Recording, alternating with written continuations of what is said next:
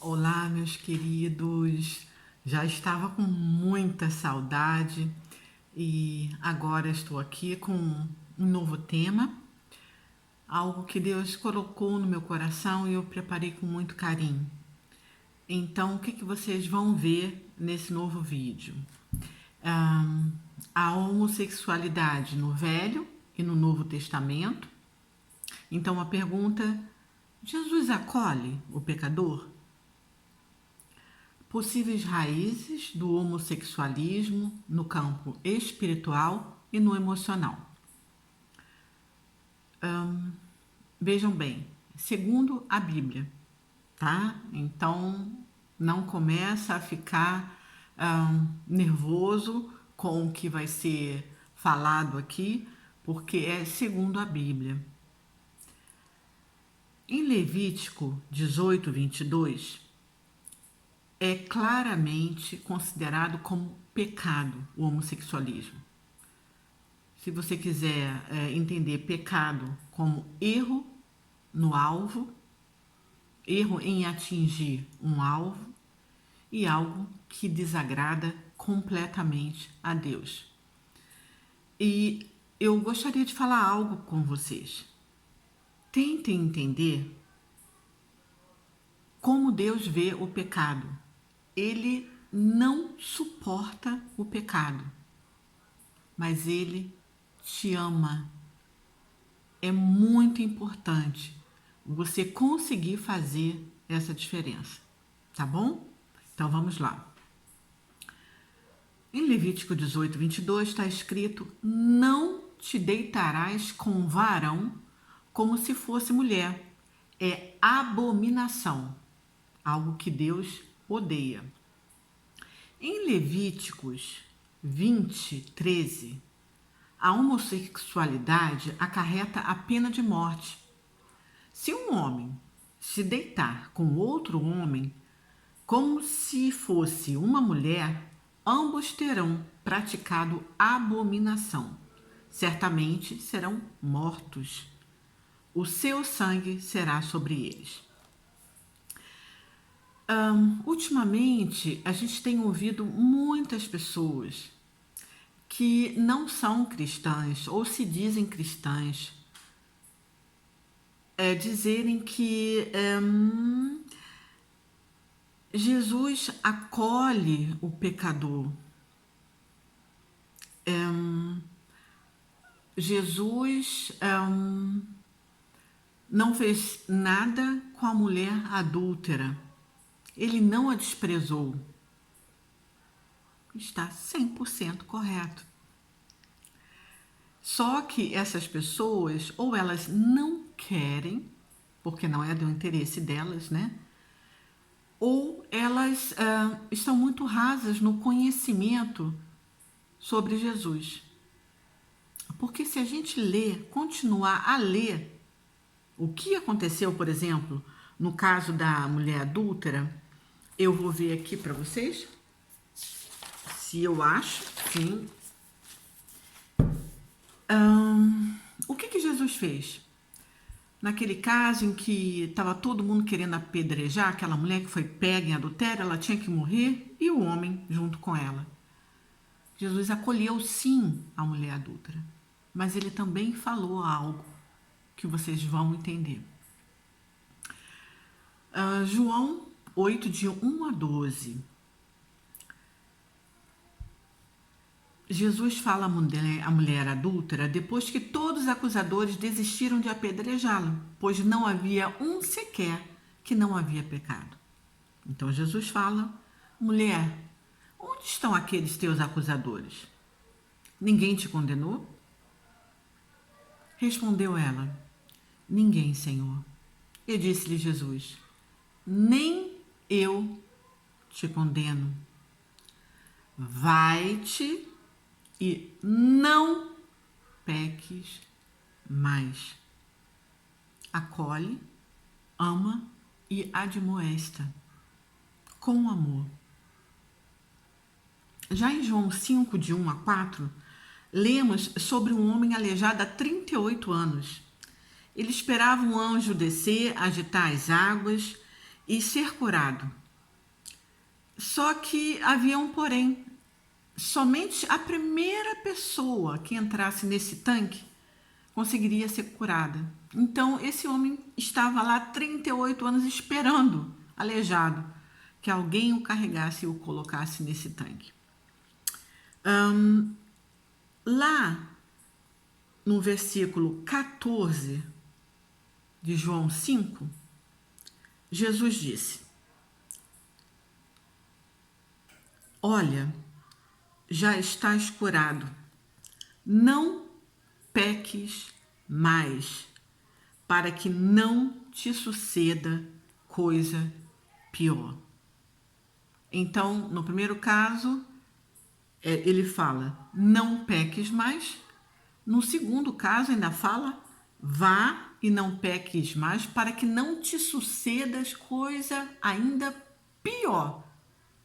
Então, a gente vê aqui que o pecado, ele ocasiona algum tipo de consequência.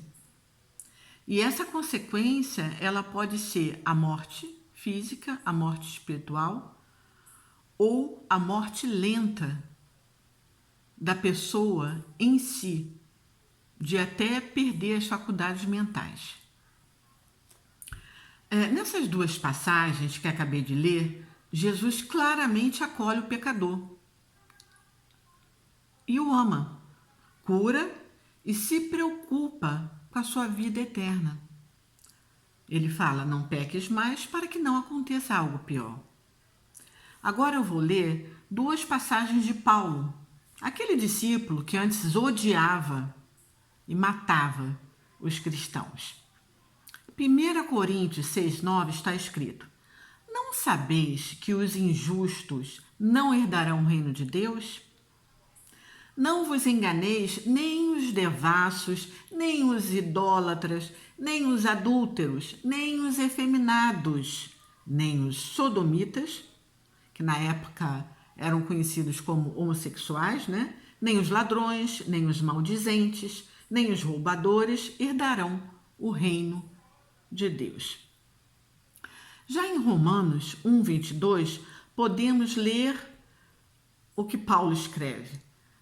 Dizendo-se sábios, tornaram-se estultos, ou seja, tolos.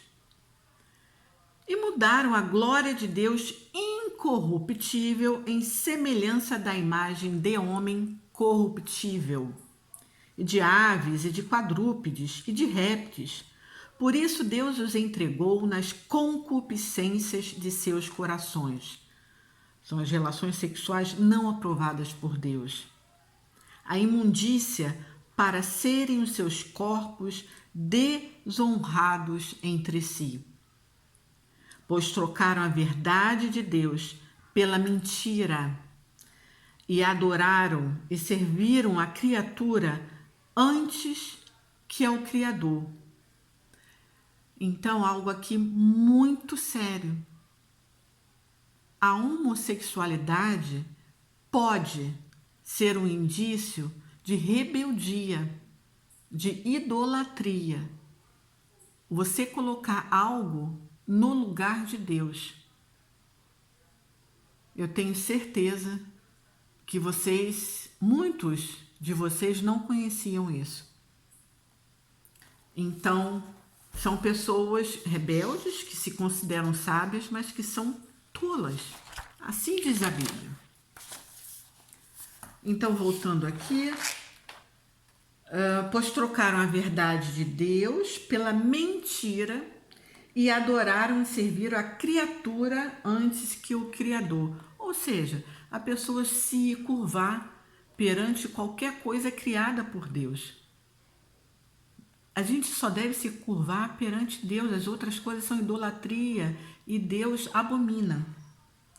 Então, aqui que é bendito eternamente, Deus é que é bendito, e não uma imagem, e não um patuá, e não uma energia. Pelo que Deus, por causa disso, né, por essas pessoas terem sido rebeldes e terem adorado outras coisas ou seres, Deus entregou a paixões infames Porque até as suas mulheres mudaram o uso natural no que é contrário à natureza. Ou seja, existe uma naturalidade e tanto homens quanto mulheres, na sua rebeldia, estão indo contra essa natureza. E uma das causas, a gente não pode falar que é a quantidade de informações, de pornografia. Isso faz com que o nosso cérebro ele fique super excitado no sentido de informação. Então, o que acontece? Antes as coisas que eram normais, elas passam a ser chatas. Porque você já está vendo, já está tendo notícia, né? De formas diferentes de fazer sexo, de grupos diferentes. E por que não experimentar? E a gente tem que ter muito cuidado com isso. Deus tem uma naturalidade para o sexo. E tudo que passa disso, a gente vai colher consequências futuras, com certeza. Isso não é, eu acho, é certeza. Então vamos lá. As mulheres deixaram o uso natural, né? Semelhante, também os varões, deixando o uso natural da mulher, se inflamaram em sua sensualidade uns para com os outros. Varão com varão, cometendo torpeza e recebendo em si mesmos a devida recompensa do seu erro. E agora um outro tópico, a homossexualidade e a carência emocional.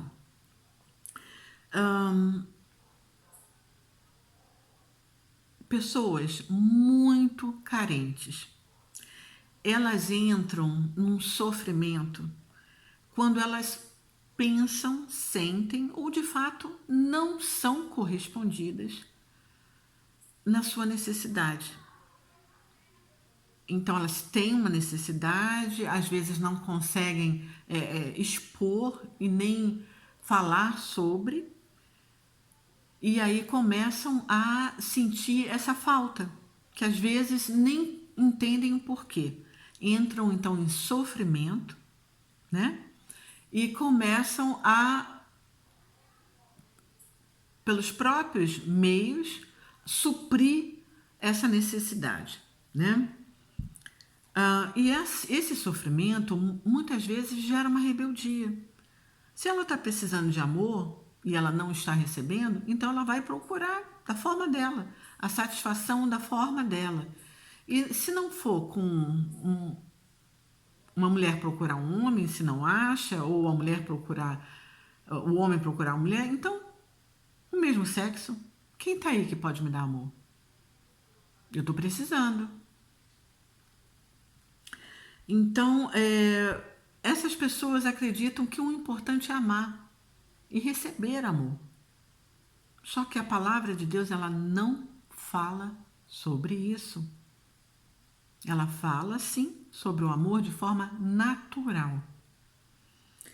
Então, vamos continuar aqui. Essa é a parte, então, do sofrimento, né, por causa da carência emocional.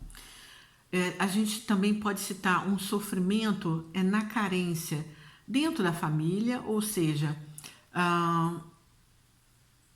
a própria família oprime o adolescente na sexualidade dele. Não deixa ele viver essa sexualidade de forma saudável, oprime. Às vezes a moça quer usar algo assim um pouco mais curto, ou quer usar uma maquiagem, ou quer prender o cabelo de uma forma diferente, ou quer pintar uma unha, e os pais não deixam, oprimem muito.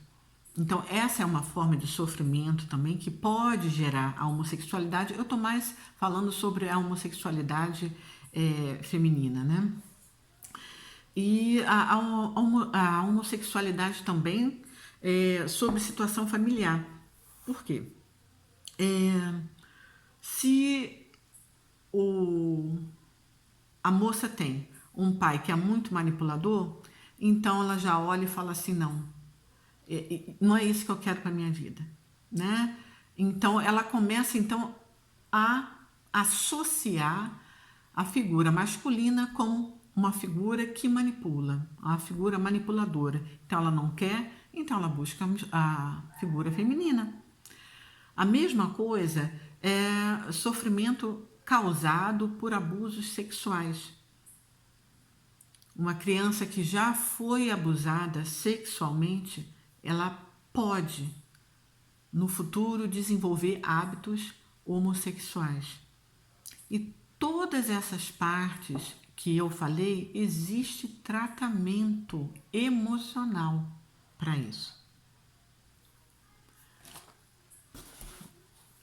Bom, aqui eu encerro, né, esse vídeo sobre homossexualidade. Eu gostaria de fazer uma oração e lembrando, tá, que em João 8,32 ele fala: conhecereis a verdade e a verdade vos libertará. Em verdade, vos digo que todo aquele que comete pecado é escravo do pecado.